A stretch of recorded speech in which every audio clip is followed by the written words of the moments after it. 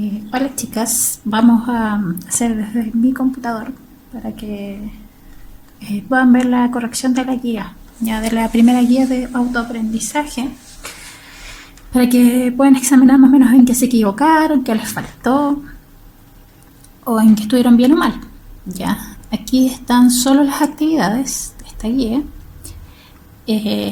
Primeramente lo que era el glosario. Ya, tenían que realizar un glosario, que un glosario para muchas que no sabían o no entendieron bien lo que había que hacer, era buscar qué significaba cada palabra que yo les había colocado. Ya. Esto se hace para que ustedes puedan entender el texto en su forma completa. ¿Ya? Por eso se hace. Y en relación a que la materia que estaba en esta guía, que era la primera, tenía relación directa con contenidos que debieron haber visto en octavo básico. Y por esa razón la guía tenía bastante texto, porque yo pensé, se me ocurrió, que quizás muchas de ustedes no vieron esa materia en octavo, no alcanzaron a verla. Entonces, si no alcanzaban a verla, preferí escribirles la materia de forma resumida para que la tuvieran. ¿Ya? Si ese es el fin. Entonces las palabras eran asamblea de representantes, que ustedes deberían colocar algo muy similar a esto, ¿ya? Que eran asambleas que se convocaban por el rey, donde participaban los tres estamentos, el rey, la nobleza y el tercer estado. Porque esta definición tenía relación con la materia, por esa razón también les puse la materia, ¿ya? No era que buscara la definición en sí, porque quizás en la actualidad esto significa otra cosa, sino que buscaran la definición en relación a esa materia. Está el primer ministro, que era el político que hace la representación del poder ejecutivo del presidente cuando existe un sistema parlamentario. En el caso de Chile, por ejemplo, nosotros no tenemos sistema parlamentario, pero en Inglaterra sí, por ejemplo, y ellos funcionan bajo la figura del primer ministro. ¿Ya? Vitalicio es un cargo que dura hasta que la persona muera. ¿Ya? Es de por vida. Teocrático es que el rey y su gobierno tienen estrecha relación con el sistema religioso. Esto quiere decir que el rey y la iglesia están de la mano, ya van en conjunto. Y por último, el mercantilismo, que era el sistema económico en el cual los metales preciosos constituyen la riqueza esencial de los estados. O sea, el sistema económico era juntar metales preciosos en aquella época. Ya. Esas eran las definiciones que ustedes deberían haber tenido. Si ustedes tenían una parecida, probablemente estaba bien, pero no tan bien. Ya no quiere decir que esté mal, sino que les faltó un poquito para acercarse. Ahora, si tenían algo totalmente diferente a esto, obviamente ahí estaba malo. Después tenían que realizar un mapa conceptual sobre el absolutismo, considerando qué es, sus principales características, sus reyes destacados dentro del sistema de gobierno.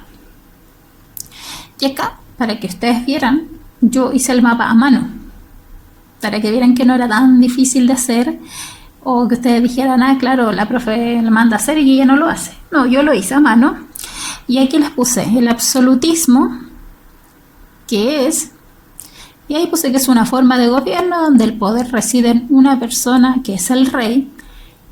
¿Quiénes defienden este modelo? Ya que habían autores que defendían este modelo: Nicolás Maquiavelo, Thomas Hobbes y Jacques Bassett.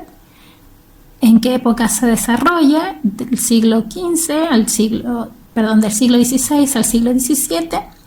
¿Cuáles eran los principales reyes absolutistas? Que son Luis XIV, conocido como el Rey Sol de Francia, Fernando VII de España, Carlos II de Inglaterra, Felipe V de España. ¿Cuáles son las características del rey? El rey era un personaje divino y su poder descendía de Dios. Su poder se heredaba y era de por vida, o sea, vitalicio. Y el poder del rey, o sea, ¿qué podía hacer el rey con su poder? Podía crear un ejército permanente, podía establecer relaciones con otros países y tenía que unificar los territorios, unir las naciones. Eso básicamente era el mapa conceptual del absolutismo que yo les pedía. Obviamente acá hay más de lo que yo le pedía, pero si usted hizo todo lo que yo le mencioné, estaba bueno. ¿Ya? Después la actividad 2, otro glosario, donde tenían que buscar palabras que tuvieran relación con la ilustración, o del texto de la ilustración. Y Revolución Francesa era un movimiento político, económico, social y militar que surge en la Francia del año 1789. El oscurantismo es la extrema oposición a expandir, divulgar y transmitir el conocimiento a las clases populares. Este periodo se establece durante gran parte de la Edad Media. Por eso la Edad Media se dice que es una época oscura, porque lo que se buscaba acá era esconder todo el conocimiento. Y al contrario del oscurantismo está el conocimiento, que es la facultad del ser humano para comprender por medio de la razón. Por eso nos diferenciamos de los animales, porque tenemos razón. O sea, mediante esa razón comprendemos cualidades y la relación de las cosas. O sea, mediante la razón podemos entender cómo funcionan las cosas. Después venía razón, que estaba ligada directamente con el conocimiento, que es la capacidad de la mente humana para establecer relación entre ideas, conceptos, obtener conclusiones y formar juicios. Y ahí es porque somos diferentes de los animales. No todos, pero la gran mayoría. Tiranía, la forma de gobierno en que el gobernante tiene el poder total y absoluto, no se limita por las leyes y puede abusar del poder o hacer lo que quiera. Las ideas republicanas es una ideología que pretende gobernar una nación como república, un asunto que compete a toda la ciudadanía y no solo a una determinada clase social o élite. El deísmo es la doctrina teológica que afirma la existencia de un Dios personal, creador del universo, etc. El escepticismo es la que considera que en ningún saber no hay ninguna respuesta, ni ninguna opción, ni ninguna cosa es seguro, así como que dudar de todo. El ateísmo es quien niega la existencia de Dios o de cualquier divinidad. Materialismo es un sistema filosófico opuesto al espiritualismo, que considera que solamente existe la materia y que reduce el espíritu a una consecuencia de ello. O sea, para el materialismo solo es la materia válida, solo las cosas que se pueden ver, no existe nada espiritual. No existe, o no creerían ni en los muertos, ni en las almas, ni en Dios, ni nada de eso. ¿Ya? Porque ellos solo creen en lo que se puede ver. Y el método científico es mediante la observación, mediante los experimentos, uno puede formular análisis e hipótesis. ¿Ya? Esto quiere decir, yo observo cómo funcionan las cosas y después puedo entender cómo funcionan las cosas gracias a esto. ¿Ya? Después venía un cuadro con los 6 personajes y aquí la mayoría me puso el nombre del personaje, el área, pero no me dio los aportes para la ilustración, como que me dijeron todo lo que hizo. Y yo solo les pedía cuáles eran los aportes que hicieron a la ilustración. Por ejemplo, John Locke es un filósofo y dentro de la ilustración él decía que los hombres poseían ciertos derechos naturales como el derecho a la vida, la libertad y el derecho a la propiedad. Y eso que él aportó en la ilustración se plasmó en los derechos del hombre y el ciudadano y se plasmó también en nuestra actual Constitución. Por eso es importante. ¿Ya? Denis Diderot, él fue el que hizo la enciclopedia. Este libro gigante donde sale la definición de varias cosas, eso lo hizo durante la ilustración y ese fue su aporte.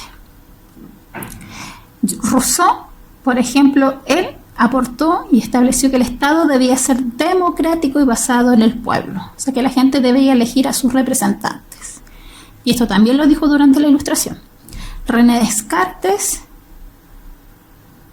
su aporte fue en la filosofía y en la geometría analítica, porque era matemático, entonces le aportó durante la ilustración con las matemáticas. Voltaire, él aportó también durante la ilustración y nos dice que la humanidad o la civilización como que evoluciona.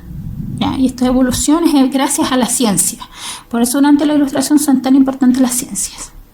Y Montesquieu nos señala durante la ilustración que era importante había que separar en 3 poderes: el legislativo, el ejecutivo y el judicial. Y eso se mantiene hasta el día de hoy. ¿Ya?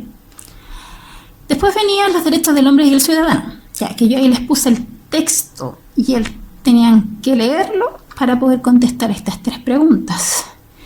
Dice, ¿cuál es el tema central del texto? A ver, la mayoría me contestó correctamente, pero sí les faltó argumentar.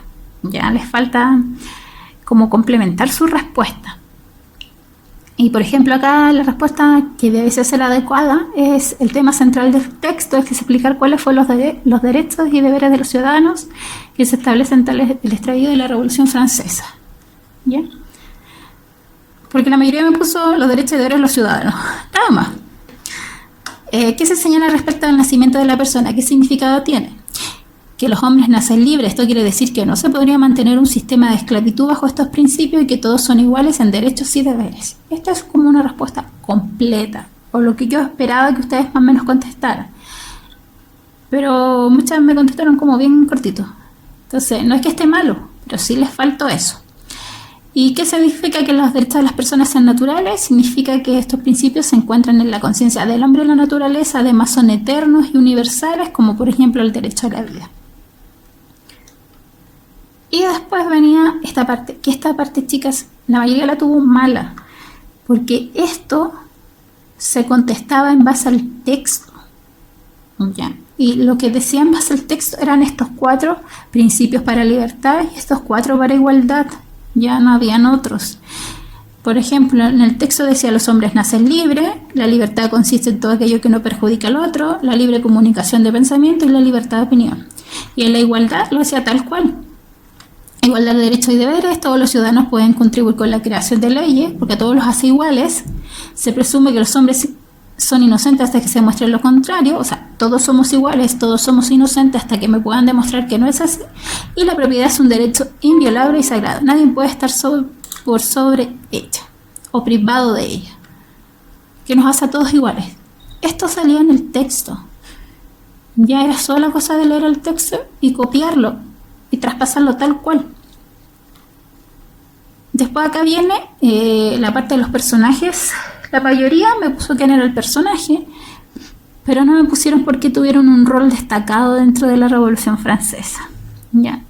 El rey Luis XVI era el rey de Francia y es condenado a morir en la guillotina. Cuando él se muere se le pone fin a la monarquía en Francia, por eso es importante este personaje durante la Revolución.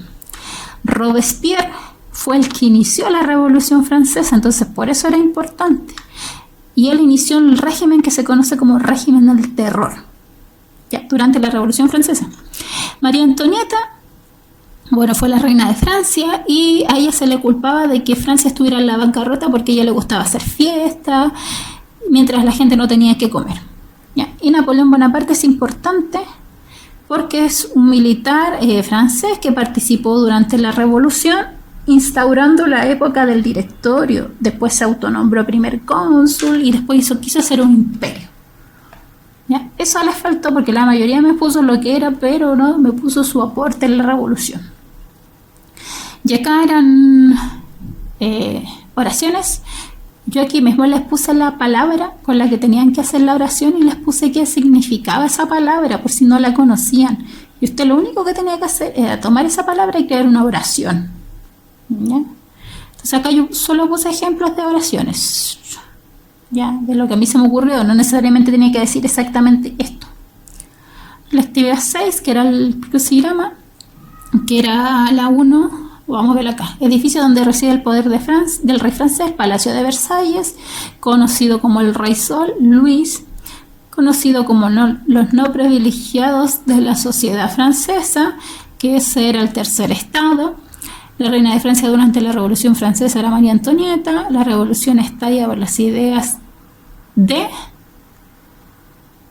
la Ilustración, el grupo de moderados durante la Revolución, los girondinos, el grupo de exaltados, los jacobinos. Fue tomada el 14 de julio de 1789, que era la Bastilla, que está acá arribita, la Bastilla. Personaje que utiliza la guillotina, Robespierre. Y personaje que maneja la etapa del directorio, Napoleón. Y la actividad 7, que era hacer un resumen de todos los hechos del proceso de la independencia. Están ahí, no se los voy a ir leyendo, pero sí se los voy a ir mostrando. Para que vean. Eso es solo Patria Vieja, Reconquista,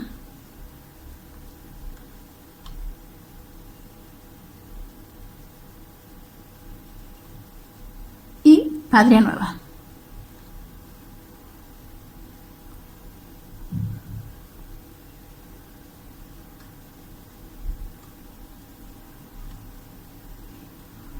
Y después, con toda esta información, lo que tenían que hacer era crear una línea de tiempo y traspasar la información de todo el proceso de independencia. Y acá nuevamente la hice a mano para que vieran que sí se podía hacer a mano. Y fui poniendo año por año. A algunas les puse un año más, les repetí más, pero ahí estaba todo año por año.